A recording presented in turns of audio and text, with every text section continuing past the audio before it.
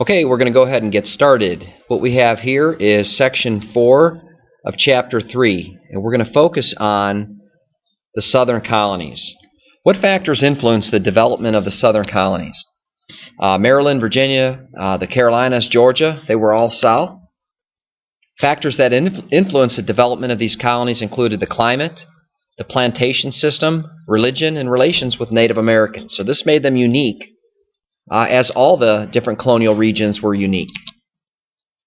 The geography of the southern colonies, basically when you look at the location, again, the colonies were located south of the Mason-Dixon line. We'll talk about that more toward the Civil War.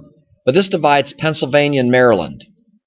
The landforms, the southern colony shared a coastal area called the Tidewater. This is key for the South. This was a flat lowland that included many swampy areas. If you've ever been to South Carolina by the coast, you'll realize you're in many cases below sea level. But this is low-lying land. Beyond the Tidewater, in other words, heading inland, we call that region of rolling hills Piedmont. Then and now, the climate of the southern states is warm and humid. These states have a long growing season, perfect for crops such as tobacco and rice. We don't see many things like we would see in the north. You don't see shipbuilding, not that you couldn't build ships, but again, because of the climate, it was suited for agriculture. England's southern colonies, like its other colonies, were founded for various religious and political reasons, for economic opportunities. Again, if we go back and look, we see that Virginia was founded for trade and farming, Maryland for political and religious reasons, the Carolinas, trade and farming, Georgia was for political reasons, such as a home for debtors. We'll talk more about that in the slideshow. But again, they all were unique. Virginia's population gradually grew, and again, since the origins at Jamestown, you've got 40,000 people living there by 1670. There were more women and children, and more children as well. Again, fewer kids were dying. But as Virginia's white population grew, the native population shrank. In 1607, that's Jamestown, there had been 8,000 Native Americans in Virginia, but disease and violence took their toll. Years later, only 2,000 natives were left. They died, or they were chased out, or they were killed. Violence breaks out between farmers who want more space to plant tobacco and natives trying to defend their land. So there's fighting over land. Bacon's Rebellion, again, was in many cases an understood but yet complicated situation. Poor young white men could not get farmland near the coast. It was all purchased. Because you didn't own property in these days, you couldn't vote. That upset them because they wanted representative government. They wanted to have a say as voting men. So many of these colonists moved inland, but then again, that starts problems with the natives.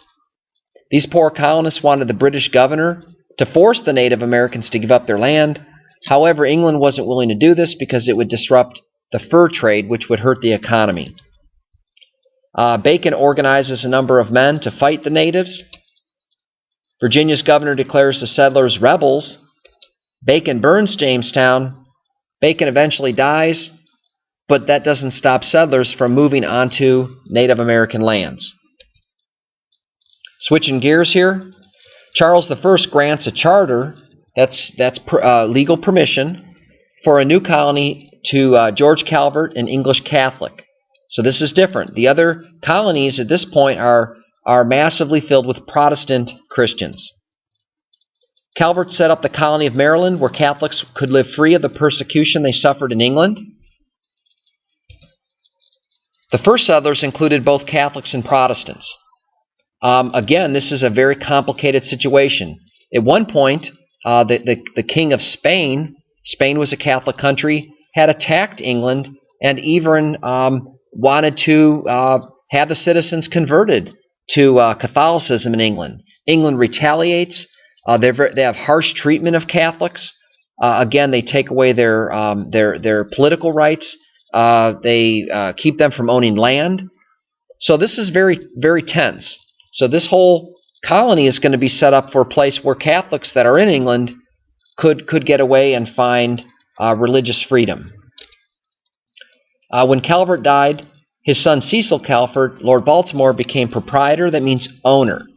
So again, a proprietor is an owner, kind of like William Penn. Soon there was tension between the Protestants and the Catholics. Lord Baltimore feared Catholics might lose their rights. Remember, people bring their baggage with them when they go from one place to the other. You don't get away from your problems unless you process and deal with those things. So when many of these settlers were coming to the New World, they brought their prejudices, their fears, their viewpoints. In 1649, Lord Baltimore convinces Maryland's Assembly to pass the Act of Toleration. It welcomes all Christians and gives adult men the right to vote and hold office. Remember, there's no distinction between Catholic or Protestant. The Carolina colony, we're switching gears here again. The Carolinas are going to be, for trade and economic reasons.